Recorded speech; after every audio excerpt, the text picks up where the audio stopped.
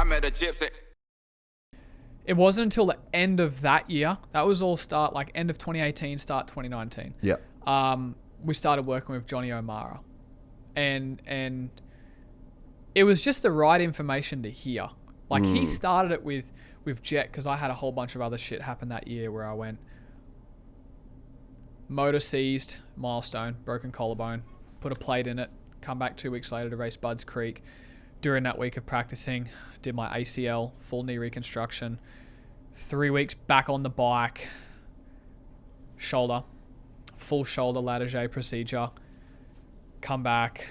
So that this is all ongoing at the time that Jet starts working with Osho and me as well. But I was coming back. But from you a were knee. doing the different, yeah. Yeah, I was coming back from a knee ACL reconstruction. Yeah. And dude, he's seen that we were obviously technical enough, and he just like made it super simple. He said, dude, just put your front wheel at the top of every whoop and do whatever you have to do with your body to just get your front wheel this high from the top of the whoop every time. Fingers on the control, that's it. And that was literally all he said. And we worked it out, but we just had the right information, focused on that thing. And then a couple weeks with Jet, that could pass. Okay, cool. Hey, try loft your front wheel over the second or the first big whoop, place it on the third. Okay, do that in the middle of the whoops. Practice what happens when you miss a whoop. Practice missing a whoop on purpose. Build that reflex, that muscle reaction that when you do miss one, it's not shut off. Front wheel goes to the bottom of it. So like stuff like that, which we had no idea. Like, dude, you seen Chad Reed hitting the whoops like on the balls of the feet, head above the crossbar, just bap, bap, bap, bap, bap, bap. Yeah. Oh, I'll just do that. Yeah, that. Like, no, no, it does not just go that across the top of the whoops on the first few weeks. So yeah, start like that, and Osho was a big help in the Supercross start of things. Yeah, right. Yeah, really because big help.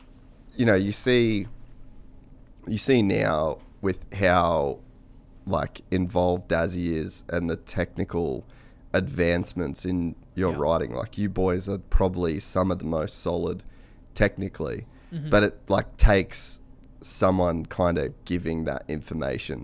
Yeah. And then it's like, then he's like the accountability guy that's like keeping you on target and keeping you on track almost like Absolutely. on a day-to-day basis.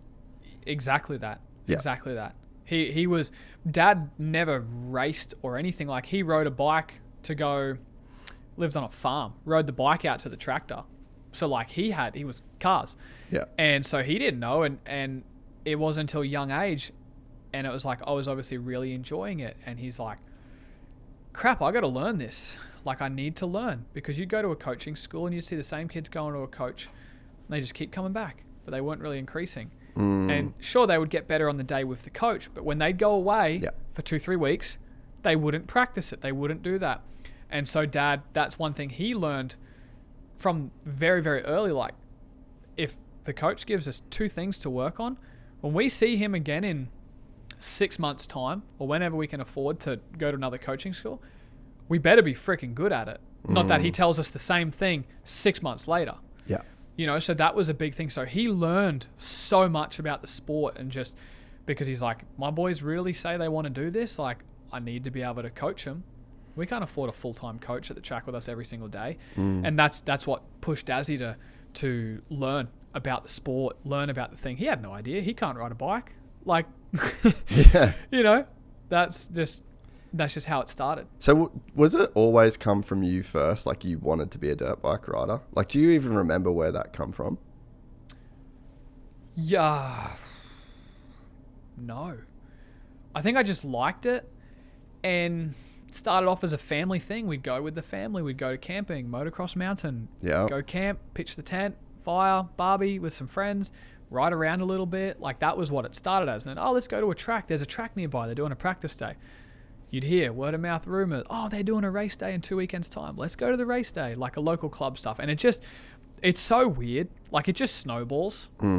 Like we never got into it with intentions of being where we are now. But anyway, and like I said, dude, I wanted to work at Australia Zoo up until probably 13, 14 years old. What were you going to do at the zoo? Reptiles. Yeah, okay. Yeah. Snake guy. Nah, lizards. Lizard guy. Yeah. What do you like about I wanted lizards? to take care of the Komodo dragons. Yeah. Pretty gangster. Iguanas. Yeah. Big Komodo dragons. I was big on them. Where did that come from? Grew up watching Steve Irwin. Need I say more? Say less, Say buddy. less. Yeah. Loved that. Just loved it. Just fascinated with it. Just loved it. Loved animals. Still love animals to this day. I have a chameleon. That's awesome, dude. Yeah, you know. Who was the fuck? It wasn't Steve. Obviously, Steve Irwin was good. I'm fully blanking, and I loved watching this guy. Fuck. Recent? Old. Older than Steve. Fuck. Oh, this is hurting my soul, and I'm blanking on this. He was like an Aussie, and he used to go out, and it's like right on the tip of my tongue, and I'm fucking so pissed at myself. Like, there's obviously Matt Wright up in Northern Territory. Nah, we're old school. Like, he's pre-Steve. yeah, like pre-Steve Irwin, and he used to go, oh my god. It's not his dad, Bob. Nah. Fuck, that's hurting my heart. I don't even know him. I don't even know. Yeah, my dad used to, like, because we grew up going camping and fishing dude, and like saltwater crocs up in all Cairns. that was our shit. Yeah. But yeah, we used to fucking love. Oh god damn it! I was only watching really. Yeah, it wasn't that long ago. Fuck. Anyway, I'm gonna bookmark this. Yeah, I have to. We'll bookmark he it was and the put guy. He was the guy. He was like the no frills Steve Irwin guy. But I think we resonated a bit because it was like he was going up into the Aboriginal communities. Yeah. He was living with like all the guys up there. Stuff. Yeah. It was just like old school. Yeah, old school as it gets. Yeah. Yeah, that's not a bad aspiration, bro. No, it was cool. Like, loved it. We lived around the corner from Australia Zoo. Yeah, you were right there. Yeah, Landsborough. So that was me. And then, 13, 14, because you'd see a lot of the guys that we were around, or kids, I should say, not guys, kids, they'd ride, and if they weren't good enough to make it pro, they would go and get a job. When mum and dad would stop paying for, the riding and stuff, they'd go get a job. So I'm like, oh yeah, like I'll ride, and then that's what I'm seeing, that's what I'll do. And then it wasn't until like 12 or 13, dad was really trying to get me to understand when he was struggling with his business, like, and all that stuff. Like, dude, you can be a professional athlete where they'll give you the materials to go and do your job. If you do well, they'll pay you a bonus on top of that, and you get to ride dirt bikes, train to be fit and healthy. Like, it is the epitome of a dream job. Yeah. And he was really trying to, and he took me a lot to work with him rendering. Like, I would have to help out a lot and go to the job site and stuff, and it sucked because I hated it. I was a labourer, all the shit jobs on the job site. Go get the broom, go get the tools, mix the mud, wash this. Mixing the mud with the drill, like 4 bags of rendering the thing. My shoulders are sore, Dad. Yeah, hurry up. Toddy needs the mud. Really kind of changed it. And then probably and you're like, 14, hey, this is what working is. Yeah. It sucked. Yeah. Ride home was sweet. Stop at the BP servo, meat pie for lunch. Like, can of V. This is all right. This is can of V. Yeah. This is good. But the working part sucked. And yeah, he really did a good job of like, hey, this is reality. Like, this is normal for a lot of people, and you have a chance to change the bloodline of the Lawrence family. You can change the wealth structure of the Lawrence family. You can set your kids up and change generations to come. Like, he really broke it down for me and explained it, and like would challenge me. Like, he challenged me a lot. He was into kickboxing. He got me into boxing. He would way. Yeah, he would have me in. Oh, I knew you were boxing back in the day, actually. In tears, in the living room, doing like pad work. Yeah. Because my stomach was on fire, like 10 rappies, kicks, like leg kicks, all that stuff. Like, my core's on fire, and you're a kid. You don't know how far your threshold is. Yeah. And he's like, you don't even know how far you can go, and like teaching me the boundaries of the human body on like, no, you can push harder, like you can be gnarlier, like all that stuff. I never forget. Yeah, crying like tears, like, please, like, Mum, make him stop. Nah, keep going, come on, and try. You get through it. Yeah. And after you go, how good do you feel now? You're done. Tough SOB, like, you did it, mate. You did it. You said you couldn't, and you did it. Yeah. Like, and you're like, fuck yeah, Dad. Like, yeah, you did. Like, what an empowering thing as a young boy growing up to become an adult. Like, so good. So good. Fuck, it's cool, man. Yeah. Like those lessons that he taught, and it's like you just don't have a grasp of it Yeah. when you're in it. So And it's like yeah. later on when it really hits you Yeah. what he did for you.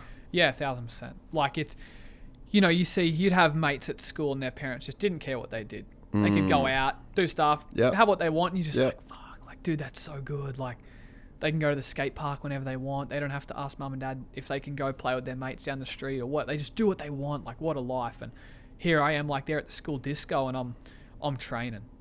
Like, this, what the hell? Look back on it, like, so glad I did that. Yeah, thank you. Because that not only transferred into my sport, it transfers into everything. Self-discipline, Yeah. it self-discipline, accountability, it just like oozes into everything. Your relationships, your marriage, your sport, your day-to-day lifestyle, your planning, your business stuff, everything. Yeah. You know? Dude, it's so true. That's fucking rad, man. Like Yeah. just to put you that he was the one that like really opened your mind Yeah, to it was, those things, you know, it was because good, man. and having someone that believes in you in that way as well, I think is something that's like very, very empowering. He believed in us, and I think we're his belief in, because no matter, and I'll be clear, he's never, ever in Jet or my life, he's never forced us or pushed us to do something he didn't know we could do or believe we could do. He's like, I will never push you to do something I don't truly think you can do. Yeah.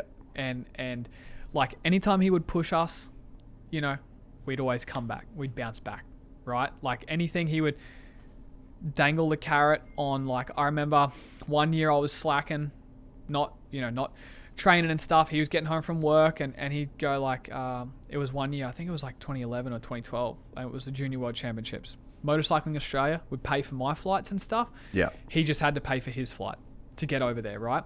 So it was the cheapest way for us to race overseas. And I was kind of slacking. He's like, you're not going. Like, dude, I'm working my ass off to pay for my ticket, and you can't even jump on the elliptical or the treadmill and give me 20 minutes. Or me and all my boys workers.